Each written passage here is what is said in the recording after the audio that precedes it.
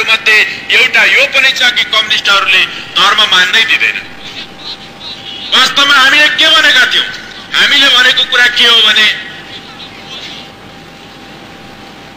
राज्य धर्मनिरपेक्ष हुनुपर्छ र समाजमा धार्मिक स्वतन्त्रता प्रदान गर्नुपर्छ।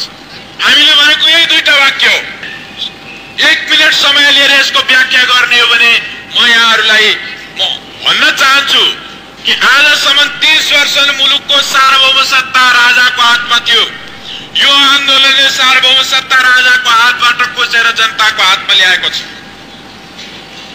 जनताको हातमा ल्याएको छ भन्दाखेरि त्यो यो के कुन धर्मका जनताको हातमा, कुन जातिका जनताको हातमा, कुन भाषा बोल्ने जनताको हातमा, कुन संस्कृति पालन गर्ने जनताको हातमा आएको हो यो सार्वभौम सत्ता। मलाई लाग्छ यो कुनै एउटा भाषा, एउटा जाति, एउटा धर्म, एउटा सम्प्रदाय र एउटा संस्कृतिको हातमा आएको होइन।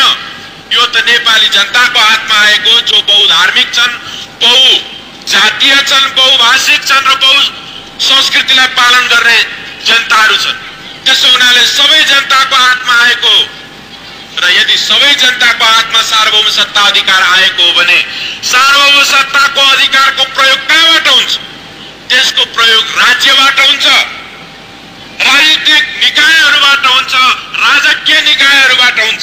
त्यसो भएको हुनाले राज्य पनि कुनै एउटा जाति विशेषको, कुनै एउटा भाषा विशेषको, कुनै एउटा धर्म विशेषको, सम्प्रदाय विशेषको, संस्कृति विशेषको हुन सक्दैन। यही कुरामा हाम्रो बहस वादविवाद हो।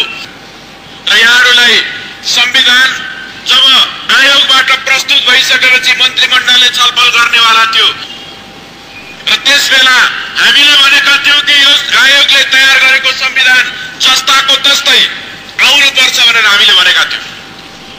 अनि हामीले भनेको त्यो कुरालाई गणेश मान्जी जस्तो आफूलाई नेपाली कांग्रेसको मात्र होइन झन्नै नेपाली जनताकै सर्वमान्य समेत ठान्न पुग्ने त्यस्तो व्यक्तित्वले पनि कम्युनिस्टहरू बहुत उल्फा कुरा गर्छन्। यो त मस्यौदा हो, यसमा रेप पनि, बिन्दु विसर्ग पनि, कमा पनि यताउता गर्नु हुँदैन रे। यस ढंगले कम्युनिस्टहरूको विचारको खिल्ली उडाउनेवाले कोसिस गर्नुभयो। तर जब धर्मकै सवाल उठ्छ भने ठिक त्यहाँ एउटा कमा लगाइयो, एउटा कमा मात्रै थपियो। तर त्यति कमा थप्नाले हिन्दू अधिराज्य हो, हिन्दू राष्ट्र हो भन्ने कुरा यो संविधानमा भएको छ।